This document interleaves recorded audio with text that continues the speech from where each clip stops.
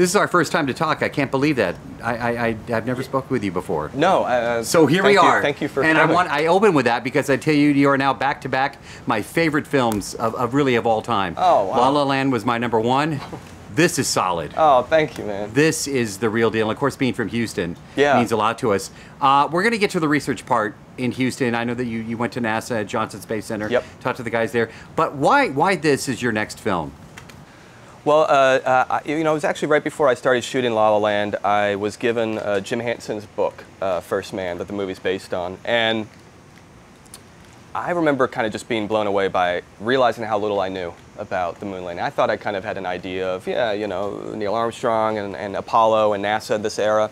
Learning how hard this really was, how dangerous it was, how much these people sacrificed. It just kind of blew my mind, and it made me realize, there could be a way to do a story for today's audiences that felt real time, that felt immediate, that felt visceral, that felt scary, that felt inspiring. So I just got immediately energized by it and got to work on it. It's very accurate. And the accuracy is there because you did spend some time with NASA and the folks at Johnson Space Center at Houston. Tell me about that experience. Well, we were tremendously lucky that NASA opened their doors to us. Jim Hansen initially sort of really helped introduce us to people at NASA, also people who knew Neil. We spent a lot of time with Neil's family up in Ohio. Janet, his ex-wife, his kids, Rick and Mark. We spent a lot of time at NASA here at the Cape. We were able to shoot here for a little bit.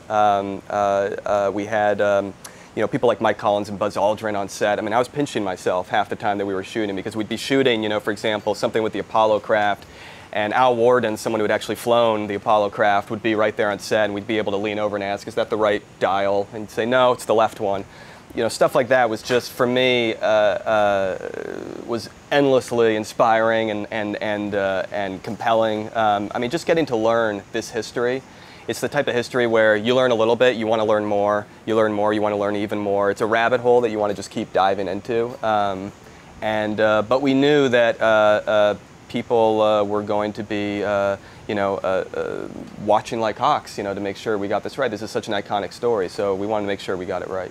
What do you say to the 11, 12-year-old that is going to see this movie and may actually walk on Mars one day? Because these films inspire people. Hey, I'm going to be an astronaut. Yeah. Not me, but but people say that. They're laughing on the side.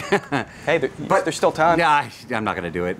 You're at the place. Yeah, okay. Right after this interview, I'm going to go stand up. But what do you say to the 11 or 12-year-old that's going to see this and says, I'm inspired by this? What do you say to them? I mean, that would be amazing, and I would tell them to follow that dream all the way through. In some ways, I guess it's the one thing that actually I felt like I could relate to in this movie. I've never been to space, never been to the moon, didn't live in the '60s, but this was a story about an insane dream that was made into a reality. The idea that in the early '60s, a group of people decided, you know what, we're going to actually do this. We're going to go to the moon, and by the end of that decade, they did it. You imagine the amount of doubt that they had to face, the amount of skepticism. It's an insane accomplishment what they did. So I think if that can happen, it feels like anyone's dreams are possible. So yeah, I would hope that this inspires people to follow theirs.